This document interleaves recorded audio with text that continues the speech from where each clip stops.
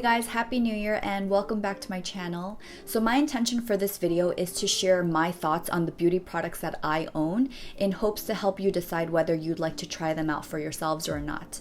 So the breakdown of this video will go as follows. First, I'll be sharing new products in my life. These are ones that I have purchased myself or have been gifted to me by friends or brands. Then I'll be sharing with you my empties, which are products I finished up last month, so in December of 2019. And lastly, I'm going to share with you a few things that I decided to declutter. Let's jump right into the new products. So first up, I have a brand new tube of the Aēsop Resurrection Hand Balm. And this is one I talked about in my September and October beauty video. I had bought a few of these for myself when I visited Australia 2 years ago. And in Australia, this is half the price as it is in the States. This is like probably one of my favorite hand creams. It smells so nice. It's not greasy and absorbs right away. But I did mention in that video how I would love to repurchase it, but because it feels like a splurge, I was holding off. And then at the end of November, I got a package from Nordstrom and I was very sure that I didn't place an order there. So I went ahead and unboxed it, and inside there was a little note from my friend Tiffany, and she gifted this to me on my birthday, and it was such a pleasant surprise to have in my hands again. So I'm just waiting to finish up my current hand balm. This is the Weleda Original Ultra Rich Cream, which I really liked in the beginning, but I'm just so over it now because of how greasy it leaves my hands. So as soon as that's done, I'm gonna pop into this. Thank you so much, Tiffany. I'm really looking forward to pampering my hands before bed with this. These next three products are part of the Beauty Heroes January 2020 Beauty Discovery featuring the brand Ranavat. I know this brand did a collaboration with Beauty Heroes last winter, except I didn't opt to receive that box. So this is my first experience with this brand. Now, I've been seeing Ranavat mentioned a lot, particularly by this one woman that I adore. Her name is Rani. I hope I'm saying that right. But she's Jay Shetty's wife, and she's just someone that I adore from afar, just following her Instagram. She talks a lot about like Ayurvedic practices and mindfulness and meditation, and she just seems like one of those people that has like a really positive energy about them. I think she's friends with the founder too, so she has mentioned their skincare line on several occasions, so it has been on my radar even before knowing that this brand was going to be the January 2020 Beauty Heroes Discovery. So this first product, it's in an all aluminum packaging that's fully recyclable. It is their Luminous Ceremony Cream Cleanser. And first of all, just as soon as I unboxed it, I was so drawn to the packaging. I love the muted, like mauve-y tone of this. This is a cream cleanser that feels more like a hybrid between a balm cleanser and a lotion. When I was reading up on the ingredients, there was one that was really highlighted. It's an Ayurvedic herb by the name of Mangistha, and it's supposed to help cleanse and detoxify the skin. I've only really been testing this out for about a week or so, but my first impressions are that this feels so nice on bare skin. Now, I haven't used it to remove makeup yet, although it does say that you can use this to take off makeup, but this is one of the first things that I put on my face when I came back from our Shanghai trip. It was a very, very long trip. My skin was really parched from all the, the recycled air on the plane, and as soon as I got home and I saw the Beauty Heroes package, I ripped it open and I just cleansed my face. I did my whole skincare routine with the products in this line, and it felt really nice. And even though I didn't dry my face right away as I was brushing my teeth, my skin didn't feel tight, which is one of the reasons why I personally love gentle cream cleansers. So far so good, and I will keep you posted on this. The next product in this set is the Jasmine Hydrating Toner, and there's only one ingredient in here, which is organic steam distilled jasmine petals. So this mist can be used after cleansing just like you would use a toner, or you can keep it at your desk and spritz it throughout the day for added hydration. So personally, jasmine is not a scent that I prefer. I think I'm okay with it if it's mixed with other things and it's subtle, but just straight up jasmine is not something that I would choose for myself. But I am willing to continue using this product to see how it performs on my skin, so I will keep you posted. So the last product in the set is the Radiant Rani Brightening Serum. This contains daisy, rose, saffron, turmeric, and rice bran, and I only recently learned that rice bran improves the appearance of fine lines and hyperpigmentation pigmentation. This product is aimed at evening the skin tone and brightening it, so I am crossing my fingers and hoping for that as I use this. The other day actually, my husband was like near my face and he just kept telling me how like delicious this smelled on my skin. Like to him, he said it kept smelling like fresh honey, and interestingly there is no honey in here, so I'm not sure exactly what he was smelling. Okay, I guess I see what he's talking about. But yeah, he kept commenting on it, so fun fact I thought I'd share with you. Now jumping into Empties, the first product I have here is from Pai, and this is the Light Work Rosehip Cleansing Oil. I love this brand. Their skincare line focuses on sensitive skin, which is a skin type that I've struggled with pretty much my entire life. And I also love oil cleansers. So when Pai came out with an oil cleanser, like of course I had to try it. My primary use for this is to remove makeup and or sunscreen. So on the days that I don't wear either, then I can just skip this step altogether. I really like using this on its own, but also with a warm wet washcloth. So it does rinse off just fine, but on the days where I want just a little bit of an added exfoliation, I will go ahead and remove it with a wet washcloth. The only downside about this is that it does not remove waterproof mascara very well, so I do have to use, right now I'm using jojoba oil on a little cotton pad to kind of massage it in, so I will do that. Now, I'm someone who wears mascara maybe once a week when I'm filming. In my day-to-day life, I don't really wear mascara, so it doesn't bother me so much, but if I needed a all-purpose makeup remover to get everything off, this wouldn't be it. But yeah, for my skin, I really like this product. I actually have a second bottle right now, like on my bathroom sink. So I am enjoying using this product. But yeah, just a note that if you do wear waterproof mascara, this is probably not going to take it off very well. I finished another bottle of Moon's Akwi Purifying Cleanser. This is a product and brand that I have talked about countless times for the past 3 years. This continues to be one of my favorite cleansers. It's a creamy oil-based one that's perfect as a first or second cleanse, and it's one that I continue to use and recommend a ton. I also finished up another Moon product. This is the Aknari Brightening Youth Serum in the travel size. I talked about this in my last beauty video, the one I filmed in November 2019, and I spoke about it in detail. So if you want to hear more about it, please check that video out. I'll link it down in the description box. One of the things that's really special to me is like the magical effects it has on my skin when my skin is irritated, or not even just irritated, but on times where I've had like allergic reactions. I would put this on and my skin would just normalize in the same day.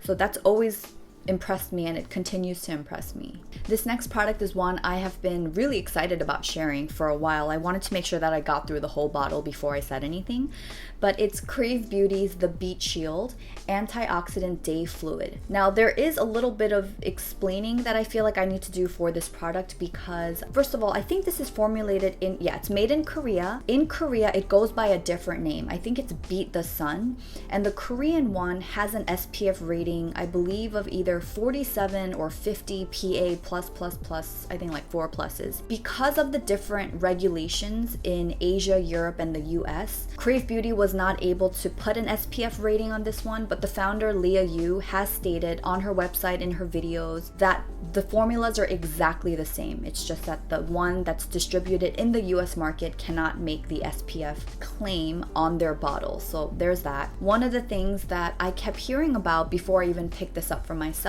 is how the consistency and the texture of this sunscreen feels and looks just like condensed milk, and I would have to absolutely agree with that. One of the big selling points for me is the fact that I was looking for a sunscreen that is easy to blend in, that won't leave a white cast, and will not break me out. Based on what I was hearing about this, I thought this could be a pretty good candidate, so I picked it up. I also really like the price too. I'm so thrilled to share with you that this has not broken me out. And one of the interesting things that I've learned about myself is on the days where I don't wear sunscreen, I still find myself like wanting to grab for this because I just really like how it feels on my face. I never thought I would say that about facial sunscreen. It gives me that really plump feeling with like this slight dewy sheen. My skin just looks so healthy.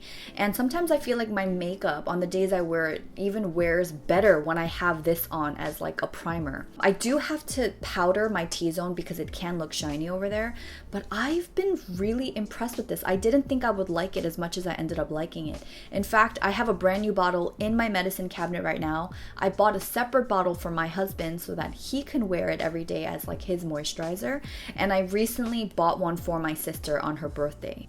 Compared to other facial sunscreens, I feel like this one doesn't have that sunscreen smell. Slightly, but not overpowering. My last empty product is a hand soap from the brand Everyone, and this is the Meyer Lemon and Mandarin version. I like this brand. I've used several bottles of their hand soap in the past. I happened to pick up this scent, the Meyer Lemon and Mandarin, because it was the only one available at our Target and it was on sale. With that said, I really dislike the scent of this. Like, I had to power through to get through this. Like, I didn't want to just throw it out and waste it, but gosh, I really don't like the scent. It smells really artificial and it smells like plastic, like melted plastic to me. Even after washing my hands and like rinsing off the soap, I had to immediately put on a scented moisturizer because I didn't want to smell it anymore. Like, that's how much of an adverse reaction I had to it. My favorites personally from the Everyone brand, I like their tangerine and vanilla one, and I also like their apricot and vanilla. I also found out recently that Everyone and EO,